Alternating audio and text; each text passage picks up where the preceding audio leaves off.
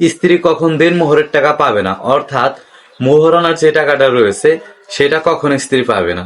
প্রিয় দর্শক, আজকের আলোচনার বিষয় হচ্ছে স্ত্রী কখন দেনমোহরের টাকা বা আমরা যে কাবিনের টাকার কথা বলে থাকি মোহরানা, এটা কখন স্ত্রী পাবে না।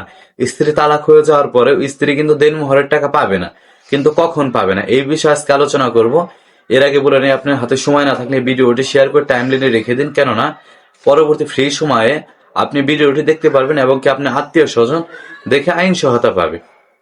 প্রিয় দর্শক, আপনার সাথে আপনার স্ত্রীর যদি খোলা তালাক হয়ে যায়, অর্থাৎ এক জায়গা বসে তার সম্মতি, তার পরিবার নিয়ে, আপনার সম্মতি, আপনার পরিবার নিয়ে এক জায়গা বসে একটা আপোষ মীমাংসার মাধ্যমে যদি সেখানে খোলা তালাক হয়ে যায়, সে টাকা দাবি করছে না, তাহলে কিন্তু সেখানে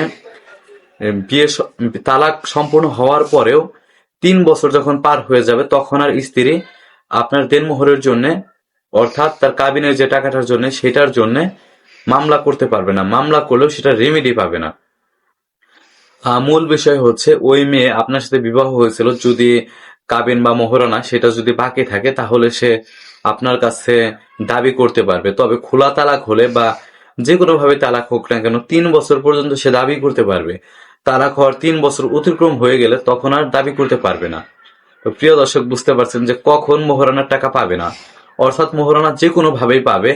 সেটা খোলা তালাকে যদি সে দাবি ছেড়ে দেয় সেটা ভিন্ন বিষয়, যদি দাবি না ছেড়ে দেয় 3 বছর পর্যন্ত সে দেনমোহরের টাকার জন্য দাবি করতে পারবে। 3 বছর অতিক্রম হয়ে গেলে এরপর আর দাবি করতে পারবে না।